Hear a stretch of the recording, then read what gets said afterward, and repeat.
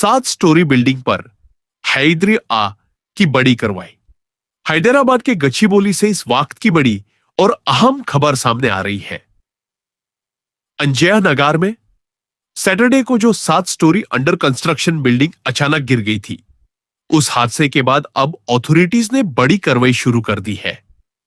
Saturday दोपहर करीब 1 बजे यह बिल्डिंग चंद लम्हों में जमीन पर आ गिरी थी। इस हादसे में 2 कंस्ट्रक्शन वर्कर्स की जान चली गई।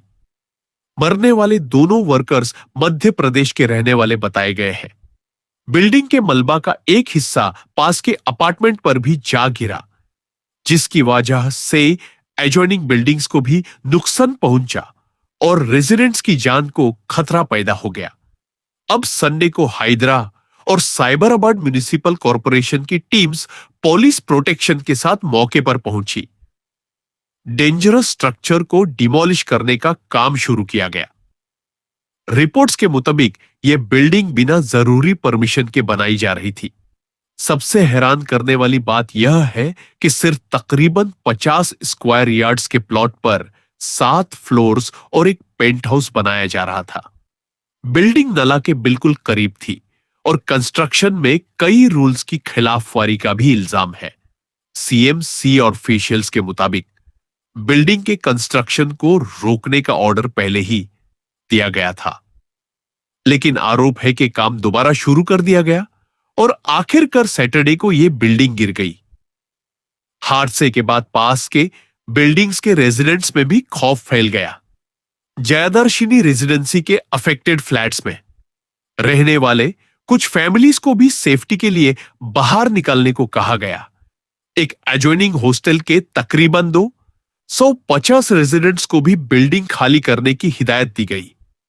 ऑफिशियल्स का कहना है कि अफेक्टेड बिल्डिंग्स की स्ट्रक्चरल सेफ्टी चेक की जाएगी और जब तक सेफ्टी क्लियर नहीं होती, रेजिडेंट्स को अंदर रहने से रोका जा रहा है। इस पूरे मामले में पुलिस ने बिल्डिंग ओनर साइद सजीद के खिलाफ केस दर्ज किया है, जबकि कॉन्ट्रैक्टर ख्वाजा मोइनुद्दीन का नाम भी केस में सामने आया है। रिपोर्ट्स के मुताबिक ओनर फिलहाल फरार बताया जा रहा है। हाइड्रा कमिश्नर एवी रंगानाथ ने भी मौके का जायजा लिया और कहा कि अंजाई नगर में ऐसे कई स्ट्रक्चर्स हैं जो नाले के करीब और बगैर प्रॉपर परमिशन के बनाए गए हैं। अथॉरिटीज ने एरिया में इलीगल और डेंजरस बिल्डिंग्स के खिलाफ स्पेशल ड्राइव चलाने की बात कही है। अब सबसे बड़ा सवाल यह है, जब कंस्ट्रक्शन को रोकने का ऑर्डर पहले ही दिया गया था, तो फिर काम दोबारा कैसे शुरू हुआ और एक छोटे से प्लॉट पर इतनी मंजिलों की कंस्ट्रक्शन को इतने वक्त तक कैसे चलने दिया गया? गच्चीबोली के इस हादसे ने हैदराबाद में इलीगल कंस्ट्रक्शन और बिल्डिंग सेफ्टी को लेकर एक बार फिर बड़े सवाल खड़े कर दिए हैं। ऐसे टीवी न्यूज के लिए गच्चीबोली से यह है बड़ी खबर।